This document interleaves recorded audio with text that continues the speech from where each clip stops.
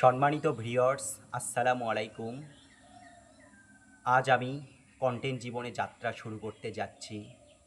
তো এই যাত্রা শুরুর ক্ষেত্রে যার উসিলায় আমি এই প্রতিভার সম্মুখে আপনাদের সামনে আমার কবিতার মধ্য দিয়ে বা বাস্তবমুখী কিছু কথাগুলো তুলে ধরার মধ্য দিয়ে যিনি আমাকে এই ক্ষমতা দান করেছেন, সেই মহান আল্লাহ রব্বুল আলামিনের প্রতি অশেষ শুকরিয়া, আলহামদুলিল্লাহ। তাই আমি আমার এই কবিতা লেখার ক্ষেত্রে যিনি আমাকে এই প্রতিভা দিলেন, তার সৃষ্টির সামান্য প্রশংসায় এবং আমাদের প্রিয় নবী আহাম্মাদে মুস্তফা মুহাম্মাদে মুস্তফা হজরত মুহাম্মদ সাল্লাল্লাহু আলাইহি সাল্লামের কিছু গুণাবলীকে তুলে ধরে একটি কবিতা আমি লিখেছি। কবিতাটির নাম দিয়েছি ইসলামের জ্ঞান। এরই লেখক আমি নিজেই, তাওহিদ আহমেদ বাঁধন।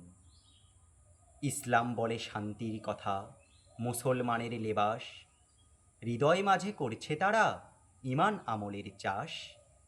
আল্লাহর একত্বের প্রতি আনিলে বিশ্বাস, গড়বে তুমি ভবিষ্যতে দুনিয়ার পরে কিয়ামতে জান্নাত বিজয়ের ইতিহাস। রাসূলের হাদিসগুলোর সত্যের সন্ধানে যুদ্ধ করো মনের সাথে, দাঁড়াও বিবেকের আদালতে সাফল্য অর্জনের জ্ঞানে। বিবেকের কাছে ছুড়ে দাও প্রশ্ন, কেন এত হতাশা? আল্লাহ বলেন পবিত্র কোরআনে, দুনিয়ার জীবন খেল তামাশা। দুনিয়ার মোহে পড়েছি তাই ইবলিশ শয়তানের বশে, মেতে উঠেছি হাতে হাত রেখে পাপের রঙ্গ রসে।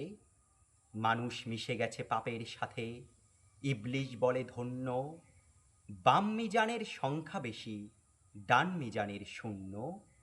দুনিয়াতে চেয়েছি খারাপের জয়, বাজিয়েছি পাপের বিন, রাখিতে পারিনি আল্লাহর কথা, হতে পারিনি মুমিন।